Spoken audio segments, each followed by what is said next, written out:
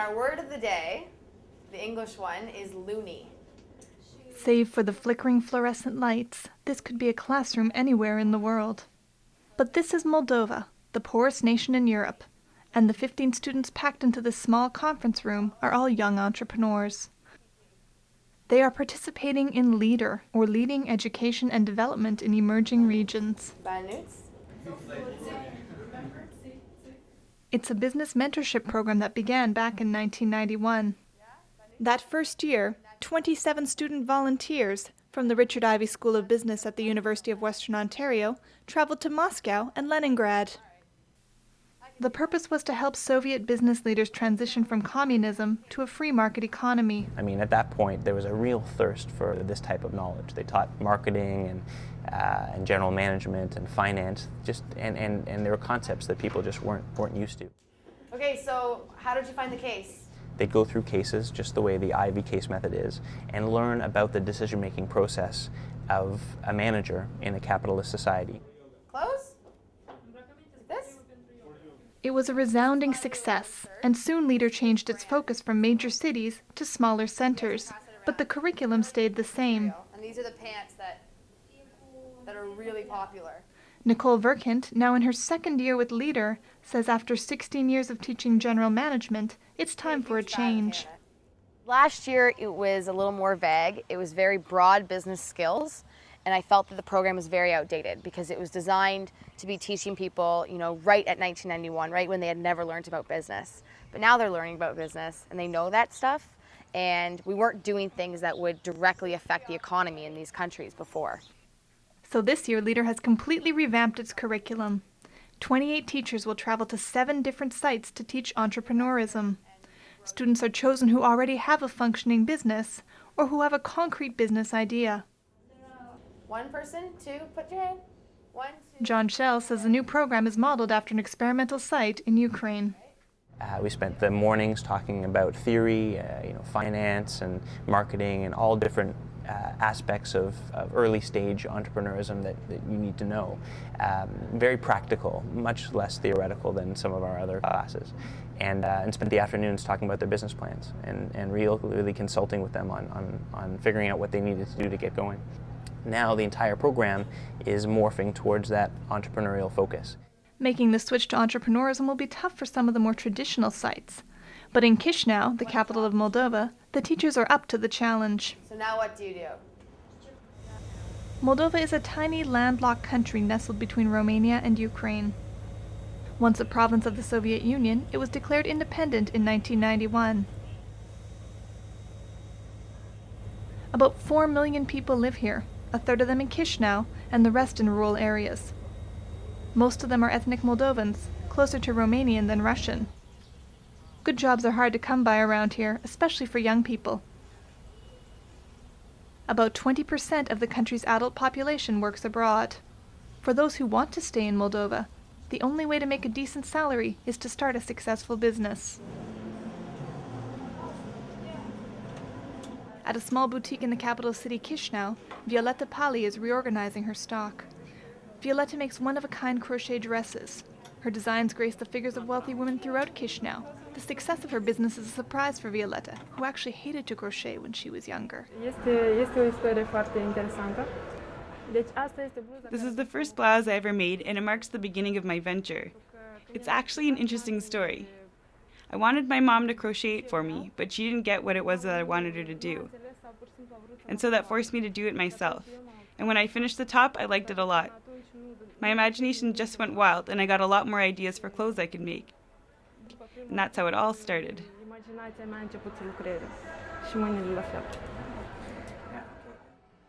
Now the young entrepreneur is looking to move beyond the Moldovan market. She has come to L.E.A.D.E.R for guidance as she begins the process of exporting to the West. I was taken aback by Violeta's idea at first. Her clothes are somewhat racy by North American standards or by Western standards. Given the design of the crochet, there are very large gaps in the stitches, allowing for a lot of skin to show through. Is there a market for it outside the country? I'm not sure, and that's really going to be up to her to find out. And what we can do is give her the tools to help analyze how she can find those out, and then maybe how she can modify her design to meet her customers' needs. Ephraim says Violeta's challenge is to think of herself as a businesswoman first, a designer second, and then as a producer last. This will allow her to focus on the needs of her changing customer. Where you can sell the same dress into Italy. But Ephraim won't tell her this. He says the purpose of consulting is to have the entrepreneur ask critical questions of themselves. This process allows them to analyze their own work to see if the idea will work. De fapt, programul L.E.A.D.E.R este ceva total nou pentru mine. The L.E.A.D.E.R project is something new. I've done other training programs, other workshops, but this one is very different from those. It really puts things in a new light. I'm forced to look at my business differently than before, and I've realized that I'm not just a clothing producer, but that I'm an artist, a creator. Văd lucrurile într-o nouă lumină. With one of the most solid businesses coming into L.E.A.D.E.R, Violeta seems primed for success. But Ephraim says the big question is whether she will be able to make the mental shift. If she can really get a handle of who the customers are that she wants to target, she can create a product that will work. Is it the same product we see in the store today? I'm not sure, but she's talented enough, beyond talented, that she could adapt it to the need if she can get her handle on who her customer should be tomorrow and not who her customer is today. Okay. How often does this come out, this newspaper? How many times a week? Once or twice, but once. 2 weeks. Across the hall, Nicole is working with a group of students who want to launch a sports newspaper. There is currently only one sports newspaper published in Moldova. Yes, I've had this. The group is passionate about their idea, but they have just run into a major stumbling block. Well, yesterday they were so excited. They came to me just so inspired and ready to go. And I told them to go back and get prices on the printing press so that we could start to estimate how much profit they could make off this newspaper. So no big deal. One of the guys showed up late today to our group meeting because he left to go talk to this big printing press in Moldova, which is pretty much the only one around. And he goes into this guy's office and he's sitting there in this big leather chair behind a big desk with a picture of the communist leader behind his head. And he starts questioning him about why he wants to start a newspaper. And then the owner of this newspaper just starts yelling like, "You're not going to make money off newspapers. Who do you think you are? You're just a kid. Blah, blah, blah, blah. Fine, I'll give you a quote." And he writes out this quote and it's like 500 euros for 600 newspapers. It amounts to about $1.20 per copy. The retail price of Sports Plus, the other Moldovan sports newspaper, is 30 cents per copy. So he comes in and he's all upset and he throws the receipt on the table and he's just like, "Let's just forget about it, let's leave L.E.A.D.E.R. So he's Okay. like he Is it said, okay if the press has men 12 don't to make 12:30? money. Press You men can don't take make 12:30 money. to 1? And it was really just like, I know it's a metaphor, but like hitting a brick wall. Like you couldn't get past it because they're so much bigger than you. It was really, we were all very angry and it was awkward at the same time because I think they were embarrassed that that happened here. Both Sports Plus and the printing press are owned by the state, leaving no room for negotiation. It's a frustrating situation for the Canadian teachers, who are used to having plenty of competition in a market.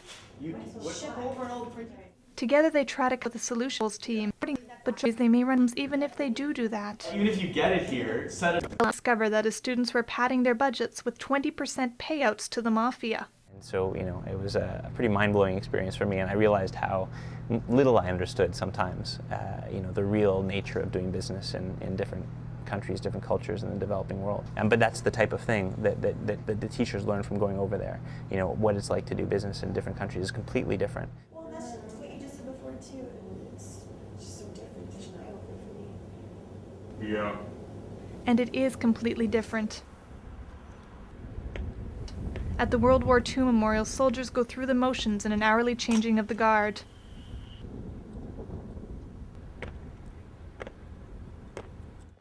Nearby, crumbling Soviet-era apartments stretch up like vertical slums. Moldova is the poorest country in Europe. The average monthly salary here is about $200. Most people live on remission payments, where family members working abroad send money home. There's kind of a very weird imbalance between the extremely rich and the average, which is very poor. And you see $350,000 cars driving around on the streets, and then families who don't have cars. And side by side, it's really strange. Back in the conference room, Nadine presents her business to Jonathan. She recently took second place in a competition sponsored by the Moldovan Association of Young Managers. With plans to launch her business this year, Nadine is considered to be one of the stars of L.E.A.D.E.R. Nadine has one of the most well-developed ideas, and the idea is to create children's toys, wooden block sets that are cut out of solid wood. She wants to import wood from Russia, beech wood and cherry wood. Import the wood, process it here because the labor rates are very low here. So taking advantage of Moldova's assets and being able to import from Russia easily and having very cheap labor here. So Nadine believes that she can make simple building blocks that she will sell for about $25 per set.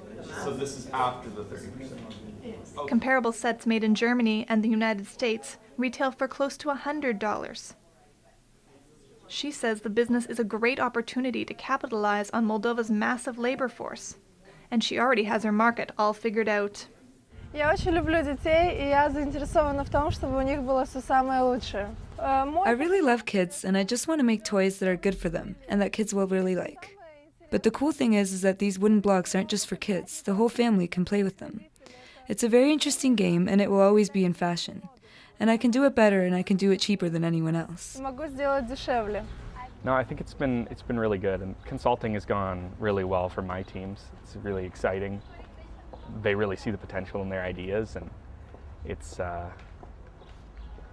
exciting to see that progress as we look at different aspects of the business. This is fun. After a challenging day of consulting, the group heads off to a traditional market for a taste of the real Moldova. And the trip is off to a good start. The market was my favorite thing we've done so far. It sounds so weird. It wasn't touristy at all, but I just loved being in it because you felt like you were getting the real experience.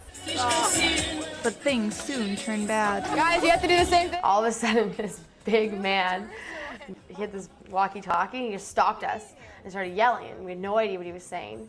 And Arthur was with us, luckily, and he started talking to him in Romanian. And then the man started yelling, administration, administration. It was all pretty confusing, and we were all just standing around really confused. And it turns out they didn't feel comfortable having a camera there. No idea why. And then they allowed us to go to one section of the market where they were selling fruit and a few basic things, but we had to have a supervisor. Kay Costa? 14? As the market trip winds down, the teachers chat about the corruption they have faced so far. They ask if it's even possible to run a successful business in Moldova. If this thriving honey shop stands for anything, then the answer is yes. The outlet is the brainchild of a graduate of ASIM, L.E.A.D.E.R's partner in Chisinau.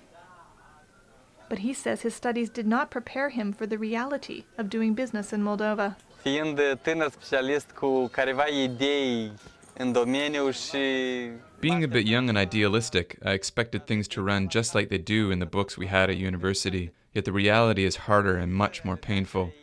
From the moment we first opened our shop, there was a lot of bureaucracy to deal with, all sorts of authorizations and contracts, which caused problems and created stress and headaches. Yet I pushed through them, step by step, and I got used to the system, and we kept going. Sure, we close our eyes to certain things, we just ignore them and go on with our business. Vitaly comes from a family of beekeepers. His grandfather kept bees, his father keeps bees, and it was expected that Vitaly would eventually become a beekeeper too. But Vitaly was determined to study business. He was able to marry the two ideals, becoming the business director of Casa Albani Honey. Since taking over, the business has grown from 100 hives to over 400 hives. And Vitaly is on the brink of another major deal. He has been trying for 2 years to get an export license.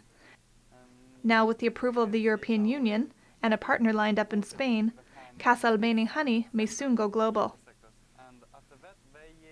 He says it is all proof that he made the right decision 4 years ago. Când am absolvit, problema era să stau aici sau să plec peste hotare, cum fac mulți tineri. When I graduated, the question was whether to stay here in Moldova or go work abroad as many young people do. Finally, I decided to try and create something, to do something here in our republic. We are young, and I believe we will succeed. Okay. That delicate balance between staying and going is an idea that weighs heavy on Ephraim. He is trying to convince his students that there is value in staying in Moldova and creating a strong business. It's very easy for me as an outsider, as a foreigner, to try and talk to these students about encouraging them to stay here and drive and continue the local economy and help it grow. But they see the reality of it every day, that they could be making more money elsewhere, they could be growing their careers faster elsewhere. So as an outsider, it's easy to make that recommendation, but I'm not the one who has to make the decision about supporting my family today versus supporting the entire country or the economy for tomorrow. But you want to start to look if your cost is specific to the sale of one dress. Ephraim spends about a half hour each day going through how to build a business plan. The business plan is a hard document detailing why an investor should finance a certain project. In building a business plan, the entrepreneurs are forced to analyze their ideas and prove that they will work. Sometimes the process leads them to realize an idea is simply not good. But Ephraim says that realization is not necessarily a sign of failure. If students can walk through what I consider a less good idea and prove to themselves why it's a bad idea, they've been just as successful as the person who's proved a good idea is good. So it's really that process of helping students understand how to evaluate an idea. And fluff it up as to why yours is better. After the lecture, Violeta meets with a Canadian sales director who has taken an interest in her plans for export. She can design a line, respond to it much more quickly. He sees a potential to create hundreds of jobs for skilled workers in Moldova. It fits in with Ephraim's own desire to build the country from within, but he is wary of running before walking. We're looking to see initially how we can get Violeta's product exported into different markets. That becomes a waterfall effect. Once production becomes too big, knowing that she has 108 people who are trained in her skill, we know that those producers are there, but that's sort of phase 2. So right now the question is marketing, launch the idea, and at the point at which the production is needed, there's tons of people who can do this. With the first week of workshops and consulting wrapping up, Ephraim and the others are pleased with the new curriculum. Their students are well on their way to building the business plans and presentations that are the goal of the project. But it's a different story in the nearby city of Balti. Here the students are younger, most of them only in their first year of university, and they are less entrepreneurial than their counterparts in Chisinau. Since they don't have existing businesses or business ideas to work on, these students aren't taking well to the redesigned curriculum. So I don't think any of my students have any business plans currently. There's only a couple that are in 3rd or 4th year. The rest of them are still, as I said, they're in 1st year, so they haven't even taken marketing courses or too much on strategy. And you're each going to pick one of the products and you're going to come up with a marketing plan like Tori talked about. Today the group is working on a marketing exercise. It's a hands-on way for them to understand very basic concepts. The lecture is a building block towards a business plan, which is due in a couple of days. But Stephanie says they haven't even had a chance to consult with the students on their business ideas. No, we haven't done any consulting thus far. We're actually doing consulting tomorrow. Yeah, they're supposed to have some kind of idea and started on their business plan projects, and we're supposed to kind of help them and direct them on, you know, market research. What would you actually need to know if you're going to get this business started? Is it feasible? Is there a need for it? And those kinds of questions. Still, these students are only in their 1st year at school, and it's not likely that they will be starting a business anytime soon. Though they are learning good general management skills, Executive Director Saba Hasanie says that may not be good enough. I think a site like Balti is a very unique situation because we were first introduced to that site several years ago, and there is really strong examples of people who'd made a very tremendous difference and started amazing companies. But I think that one of the things that we always have to continually remember is that even though we had an impact maybe 4 years ago, that impact may not still exist. And so as difficult as it is to discontinue relationships with some of the people who've taken great care of L.E.A.D.E.R over the last several years, we do have to remember that we only have a finite amount of individuals, and we really have to make strong decisions on where we stay and where we have to say goodbye to. Back in Chisinau, Dima and his group have found another print shop willing to publish their newspaper. Their business plan is done, and they are now hard at work on the presentation they will use to wow future investors. Plan was good. The only problem was with the finances, which I found with all of them. They're a little messy. They had all these random numbers in there, and I was going through them, and one of their numbers was like 76,000 lei. It's just this random big number. I guess that's about $7,000 for the first year for government fees, just in case. Nothing official, like bribes, basically. They called them penalties, cash penalties. So, I mean, that was definitely interesting. You never see that in a plan in Canada, for sure. This is the biggest point you've got here. The Romanian paper is state-owned, and the information is controlled. It's a shock for Nicole, who was hoping that her students would fight to change the system. She worries that if they pay a bribe, even just once, the cycle will never end. Still, Nicole feels that between Dima's passion and business sense and his partner's journalism training, they definitely have a recipe for success. But across the hall, things aren't going so well. Jonathan has just heard that the wooden block industry is not as strong as Nadine is anticipating. And now she has arrived for their final consulting session without a business plan. I had expectations for today, and both of my expectations were 180 degrees wrong. Nadine, who has had a good idea from the start and has already researched it and come up with a lot of good stuff, obviously did not understand what we were looking for. So instead of coming in with a business plan, she came in with a PowerPoint presentation. So what It's a shocking revelation for Jonathan, who saw Nadine as one of the most promising students in the lot. He says even if she can pull together a plan for tomorrow, he won't have time to go through it with her. So this is a perfect outline of what your business plan will have in it. But you need a document that you can hand to someone that will explain everything without you having to say a word, basically. At the beginning, I really felt like it was, it had a lot of potential and it could happen, but now I feel like it's definitely on the learning experience end of things. And I don't know what's happening, in her head, because she's told me she has prototypes already made, and that would lead me to believe that, way closer to this actually happening. But now it's kind of, we don't even have a business plan to work with, so it's a lot closer to learning experience type of thing, so I don't know. While Nadine has not lived up to expectations, Violeta has gone above and beyond. Having prepared a detailed 17-page business plan and a vibrant presentation, she is the poster child of what L.E.A.D.E.R stands for. When we sat down with Violeta the first time, it was very clear that Violeta was a producer, a really talented artist, who had an idea of exporting her product. And the focus for us was really to help her evolve her understanding beyond production and into the export market. When I look at the last day we spent with her going through the business plan and listening to her presentation, you could see that filtering was starting to happen. That she wasn't, when she was describing her customer, she wasn't describing the Moldovan woman, but she was starting to describe an Italian woman. At the same time, if I'm looking to try and see if Violeta's going to get to where she wants to be, she has the dedication, the drive, and she's really someone who gets it. She can incorporate her learnings and make things great. This year I feel a lot more accomplished than last year, because this year our students had their own business plan, something that fit with what they wanted to do in life and something that they could actually implement. And they were able to write a business plan and then most importantly have a presentation that they could present to an investor.